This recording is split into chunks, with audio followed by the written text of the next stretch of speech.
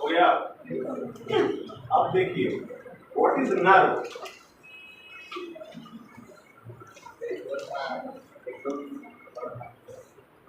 ये लिखाया है, ये लिखाया है व्हाट इज नर्व। ये आप लोग का दिमाग है, बोलते रहिए, हम लोग पढ़ेंगे नहीं।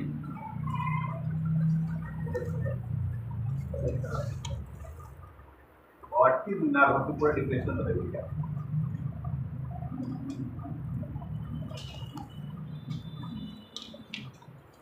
कलेक्शन ऑफ देख लिए, पढ़ लिए, तो बस हमको पता है कितना देर में तुम जब बता रहे हो तो देखिए बता रहे हो।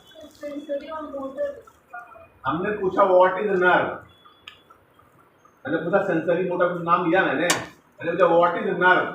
सेंसरी मोटर तो बात की चीज है।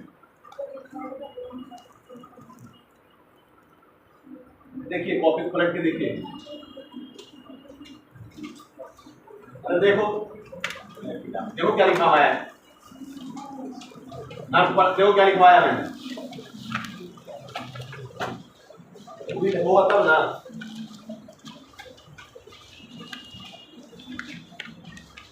कॉपी में देखो नर्व क्या लिखवाया है मैंने, कॉपी के पीछे देखो क्या है नर्व।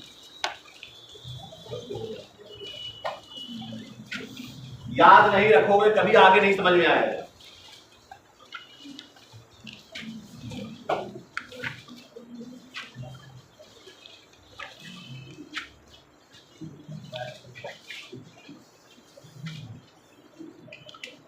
पढ़ो नर्व क्या कहलाता है।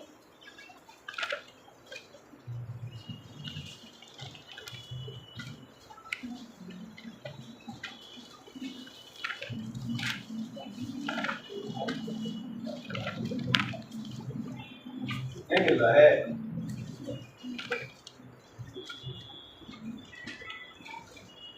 तो लिखे भी नहीं थे।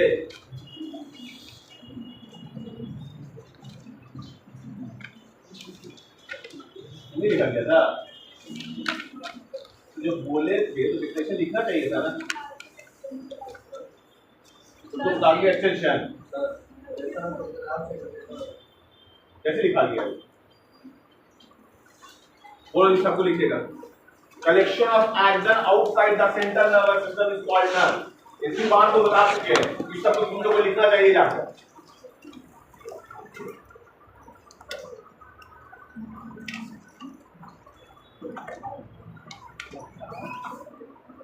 सेंट्रल नर्वस सिस्टम का दो पार्ट होता है, अब यही बेसिक भी से पढ़ाओ, ठीक है ना। Central nervous system, peripheral nervous system. यहां अगर कलेक्शन ऑफ एक्शन है तो वो कहलाता है व्हाइट मैटर, यहां पर होता है तो कहलाता है नर्व। यहां पर कलेक्शन ऑफ सेल बॉडी कहलाता है ग्रे मैटर, और यहां पर कहलाता है गैंग्लियन। इतना तो कम से कम याद रखो। ग्रे मैटर का फिर उसको न्यूक्लियस ऑफ कॉर्टेक्स कहते हैं। Collection of action central nervous system के अंदर यानी ब्रेन और स्पाइनल कॉर्ड के अंदर कहीं भी तुमको एक्सन नजर आएगा तो वो व्हाइट मैटर होगा। भले उस व्हाइट मैटर को ट्रैक से बुलाया जाए, उस व्हाइट मैटर को एसोसिएशन फाइबर से बुलाया जाए, उस व्हाइट मैटर को कॉमिशर से बुलाया जाए। कॉमिशर भी व्हाइट मैटर, ये सब साइड लिखवाए थे। इसमें कॉमिशर होता है, इसमें एसोसिएशन फाइबर होता है, इसमें क्या होता है, ट्रैक्स होते हैं, ट्रैक्स में भी असेंडिंग एंड डिसेंडिंग ट्रैक्स होता है। तो ये सारे व्हाइट मैटर है। मैंने जब बताया था सेंट्रल नर्वस सिस्टम किसके बारे में, सेल बॉडी के बारे में। सेंट्रल नर्वस सिस्टम के अंदर कलेक्शन ऑफ सेल बॉडी है, जिसको ग्रे मैटर कहते हैं। ग्रे मैटर को न्यूक्लियस भी कहते हैं, कहीं पे ग्रे मैटर कहते हैं और कहीं पे कॉर्टेक्स कहते हैं। दिखाया है सब।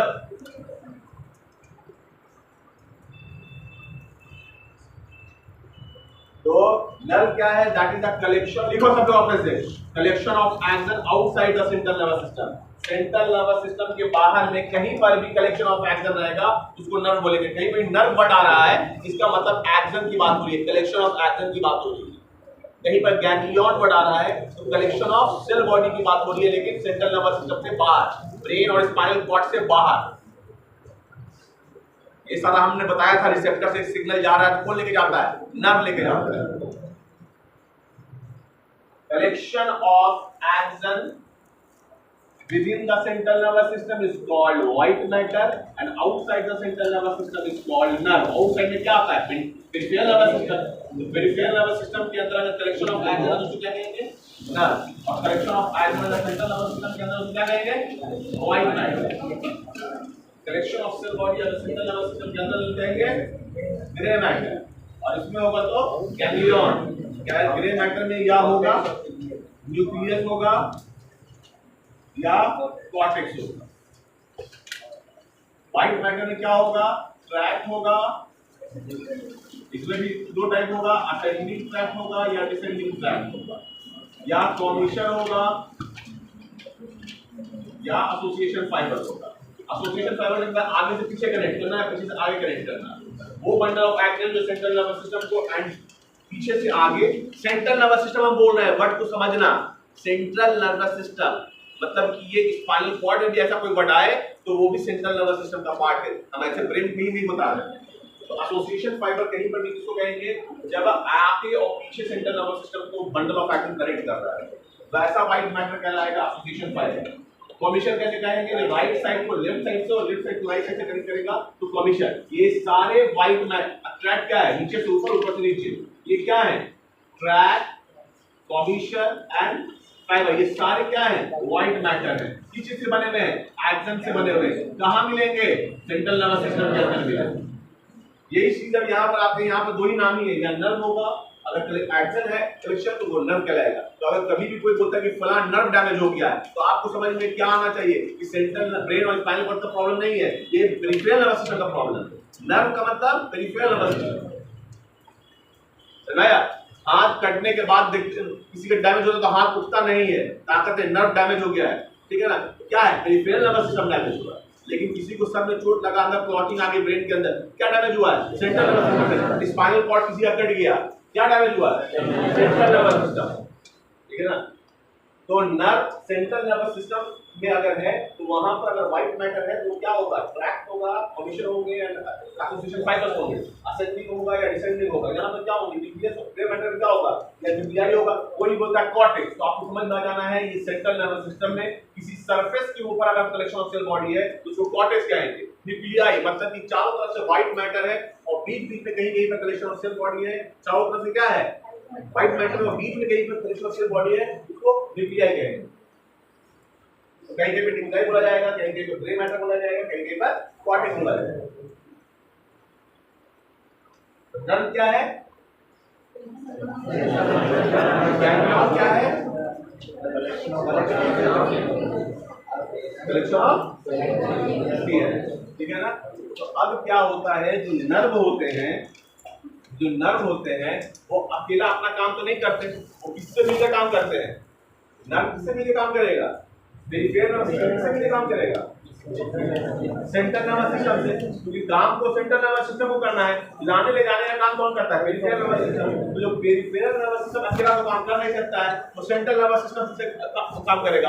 अगर वो कंट्रोल, अगर सेंट्रल नर्वस सिस्टम अगर पेरिफेरल नर्वस सिस्टम को कंट्रोल कर रहा है, अगर central nervous system peripheral nervous system को कंट्रोल कर रहा है, तो मतलब दोनों एक दूसरे से कनेक्टेड होगा। Peripheral nervous system central nervous system से कनेक्टेड होगा, तभी तो पेरिफेरल नर्वस सिस्टम काम करेगा। Central nervous system peripheral nervous system order देगा। तो पेरिफेरल नर्वस सिस्टम कौन आगे